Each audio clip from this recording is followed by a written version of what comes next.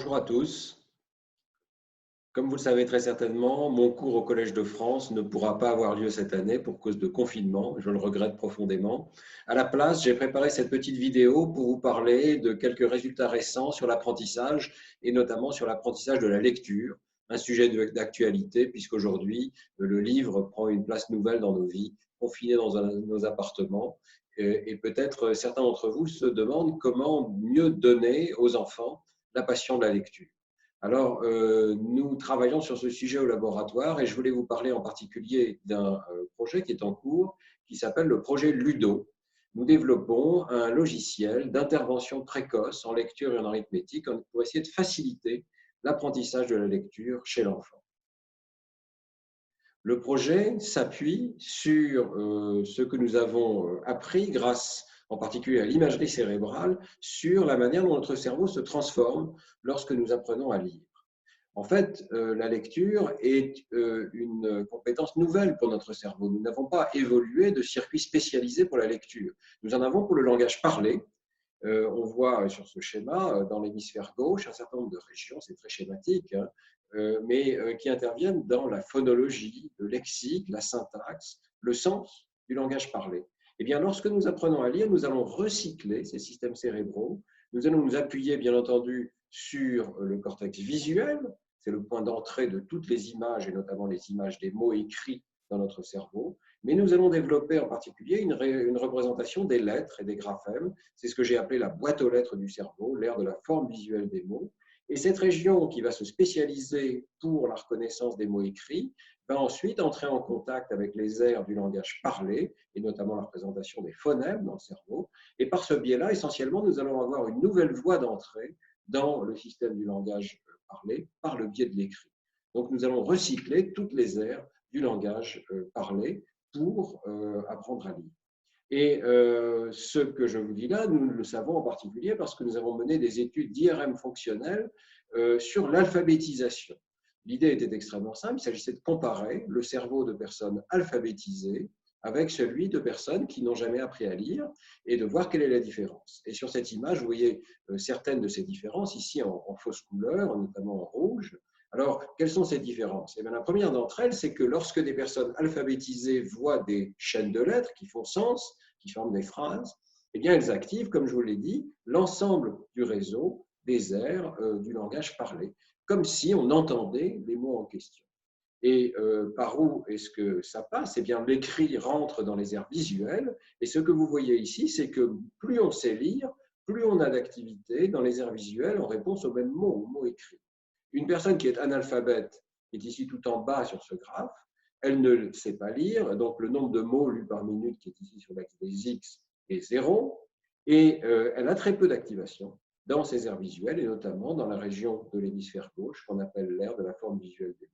Et plus on sait lire, plus on est rapide en lecture, plus on a d'activité dans cette région. C'est cette région qui est le support de l'automatisation de la lecture, lorsque nous apprenons à lire. Alors, ce n'est pas la seule région qui change lorsqu'on apprend à lire, et notamment, on a découvert également des changements profonds dans les aires auditives qui s'intéressent aux phonèmes, au son du langage. Et donc, là, c'est vraiment quelque chose de pas complètement intuitif, mais plus vous savez lire, meilleure est votre vitesse de lecture, ici sur l'axe des X, plus vous avez d'activation en réponse au son du langage. Qu'il s'agisse de phrases, qu'il s'agisse de mots, qu'il s'agisse de pseudomots, vous avez de plus en plus d'activité à mesure que vous êtes un bon lecteur.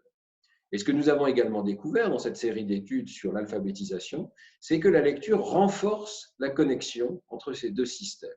Les aires visuelles qui reconnaissent les mots écrits et les aires auditives qui reconnaissent les phonèmes et les mots parlés.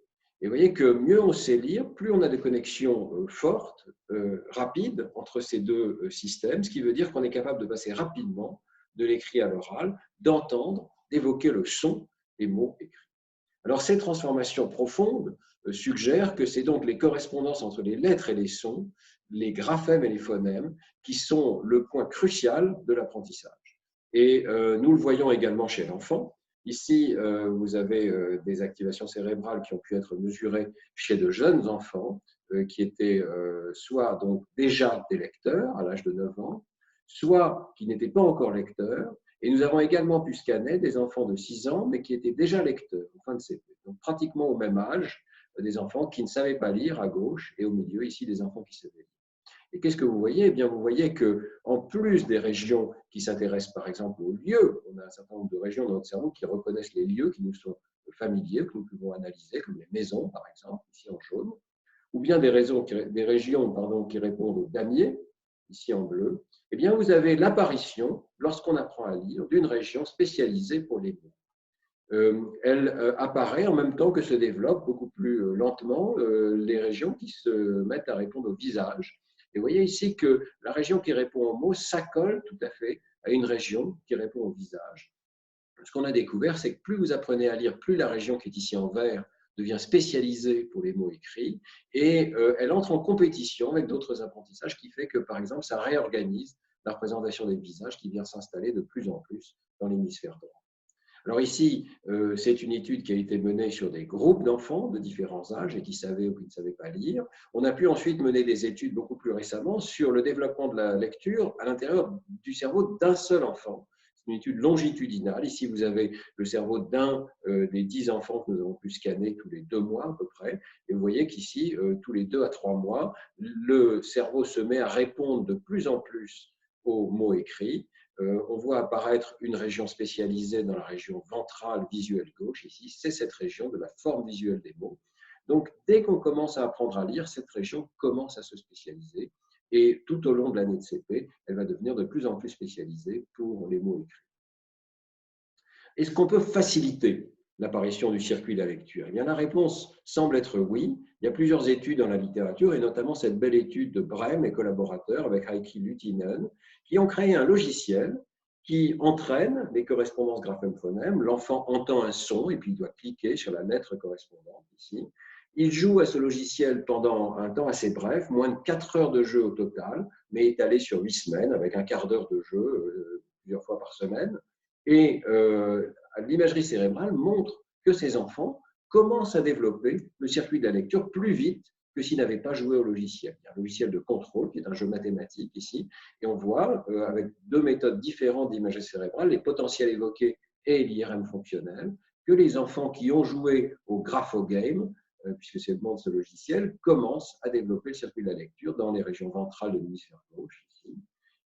C'est un résultat très intéressant parce qu'il suggère que lorsqu'on joue, on entraîne, on commence à créer un début d'automatisation de ces correspondances graphème-phonème qui sont un des points cruciaux de l'apprentissage de la lecture. Alors, au laboratoire, nous avons voulu créer un logiciel un petit peu similaire, mais peut-être plus riche, avec plus de jeux, et qui entraîne l'ensemble de la chaîne de traitement des correspondances graphème-phonème. C'est ce logiciel qu'on a appelé Kaloulou. Et dans ce contexte de confinement, nous avons voulu rendre ce logiciel gratuit, complètement débloqué, entièrement accessible sur le site ludoeducation.fr. Vous pouvez donc le télécharger. Pour l'instant, il est disponible sur Android. On espère pouvoir le rendre rapidement disponible pour d'autres plateformes. Alors, qu'est-ce que vous allez trouver dans ce logiciel? Eh bien, vous allez trouver cette métaphore des jardins mentaux. On va essayer de développer son cerveau. C'est comme ça qu'on présente les choses à l'enfant. Et il y a donc 20 jardins mentaux à parcourir. Chacun de ces jardins mentaux proposant à l'enfant des parcours d'apprentissage à travers en haut les lettres et en bas les chiffres. Et vous voyez qu'il y a une progression par des passage des jeux successifs. On va par exemple ici dans ce jardin numéro 5, qui est un exemple, hein, l'enfant va travailler d'abord le graphème F et le son correspondant feu, puis ensuite CH, puis ensuite J, et il y aura un défi ensuite avant de passer au jardin suivant. Alors, comment est organisée cette progression? Eh bien, c'est une des premières technologies qui est derrière ce jeu. On a pu analyser les statistiques de la langue française et en tenant compte de la fréquence des correspondances graphème-phonème, puis en tenant compte aussi de la régularité, puisque certaines sont beaucoup plus régulières que d'autres, on a proposé une progression absolument systématique à travers les correspondances graphème-phonème du français. L'enfant va commencer par les voyelles, puis par certaines consonnes, puis d'autres, etc., jusqu'à passer à travers toutes les difficultés qui permettent de décoder tous les mots du français. Pour chaque leçon, On introduit la correspondance graphème-phonème de façon tout à fait rationnelle. D'abord, l'enfant va voir la lettre en majuscule ou en minuscule et il va entendre le son correspondant prononcé par un enfant. Il va voir la bouche, ce qui est important parce qu'on comprend comment est articulé ce son. On a donc une information multimodale, à la fois visuelle et puis sonore, en même temps que l'écriture de la lettre. Ensuite, on va associer la lettre à un mot particulier. On voit par exemple ici des noix. La lettre N va être associée au mot noix parce que la lettre N constitue le début du mot noix. Et enfin, l'enfant va devoir tracer le graphème correspondant. Cet exercice aide l'enfant à mémoriser la forme de la lettre en la traçant. C'est encore une modalité supplémentaire, motrice, sensorimotrice, qui va s'ajouter pour mieux mémoriser la lettre et sa prononciation.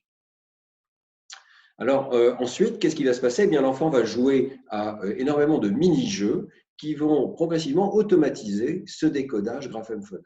Il va y avoir un certain nombre de jeux similaires au graphogame dans lequel on entend un son et on doit cliquer sur la lettre correspondante. Ensuite, il y a des jeux qui demandent de composer des mots. On entend un mot et on doit trouver toutes les lettres qui vont permettre de le composer, ce qui permet d'assembler les lettres et de comprendre comment les lettres s'assemblent pour former des mots. Et puis, enfin, il y a des jeux de lecture, on voit des mots et on doit rapidement porter des jugements sur ces mots, ce qui va permettre donc de passer à cette phase où on lit la totalité d'un ensemble de lettres. Alors, est-ce qu'on a pu mettre à l'épreuve ce logiciel? Eh bien, il y a eu plusieurs étapes, en fait, et on a bénéficié de 2 financements successifs.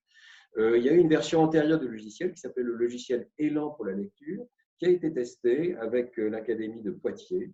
On a mis en place un test systématique, ce qu'on appelle une épreuve randomisée contrôlée. Qu'est-ce que ça veut dire? Ça veut dire qu'on ne se contente pas de voir si le logiciel plaît aux enfants, mais on va comparer par rapport à un groupe de contrôle quelles sont les performances des enfants lorsqu'ils ont joué à ce logiciel et lorsqu'ils ont joué à un autre logiciel.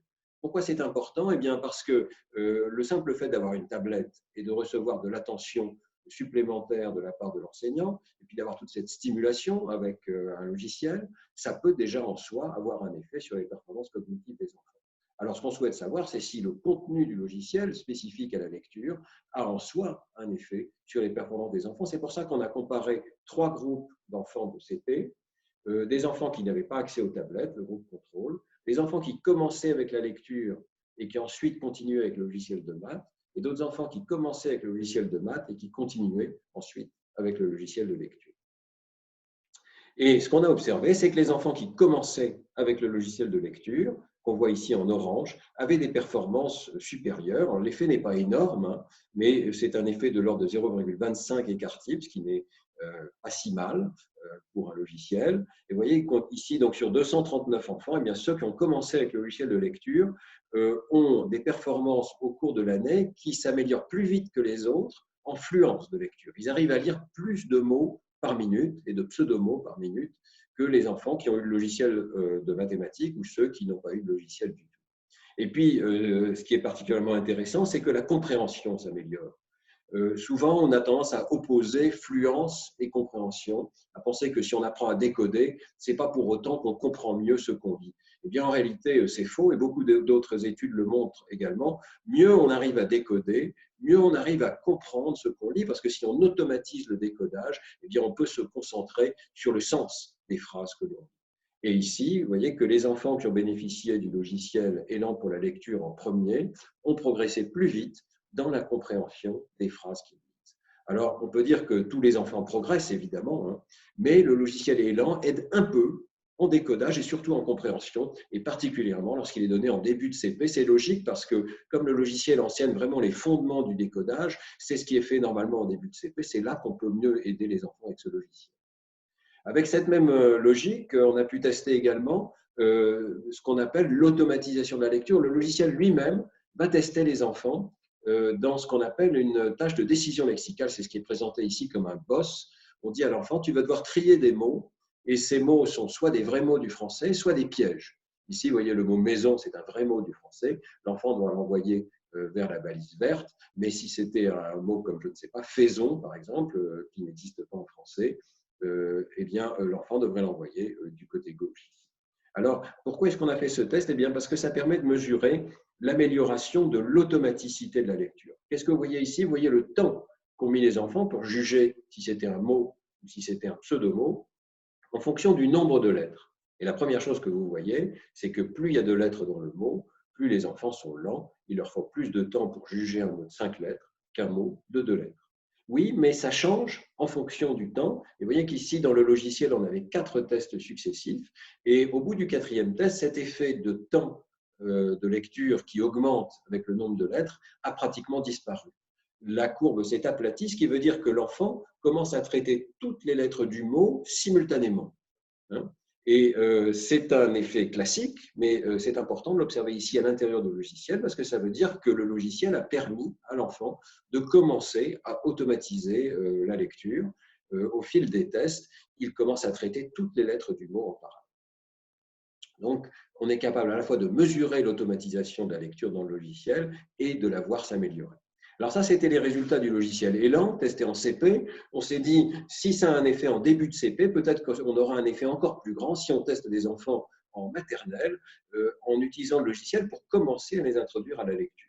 Et donc, c'est ce qui a été mené dans l'année 2018-2019.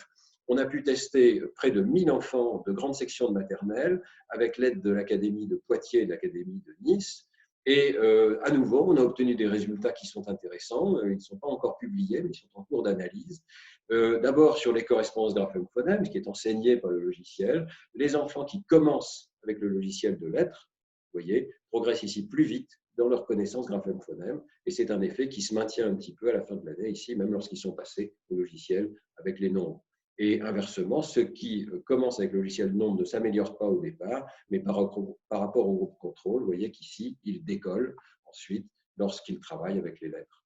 Et puis, dans la fluence de lecture, alors ici, l'échelle est assez basse parce que ce sont des enfants en grande section, même à la fin de la maternelle, ici, ils ne lisent pas beaucoup de mots, mais quand même, on a pu les mettre sur la bonne voie, commencer à leur faire lire des mots un peu plus tôt lorsqu'ils ont commencé avec le logiciel, avec les lettres.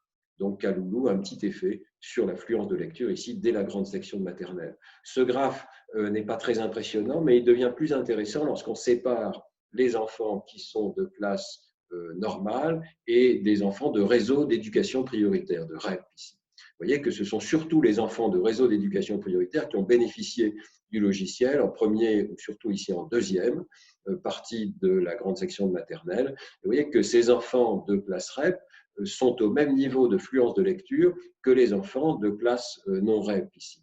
Donc, on a pu aider les enfants de milieux défavorisés, peut-être plus que les autres, et on voit ici que ceux qui n'ont pas eu les tablettes sont restés à un niveau assez bas. Donc, on a l'impression que le logiciel va être peut-être particulièrement utile pour les enfants de milieux défavorisés et commence à les mettre sur la bonne voie pour la lecture. Ces résultats ne sont pas encore publiés. Pourquoi? Eh bien, en partie parce qu'on est en train de les analyser complètement, mais aussi parce qu'on attend d'avoir les résultats de leur année de CP.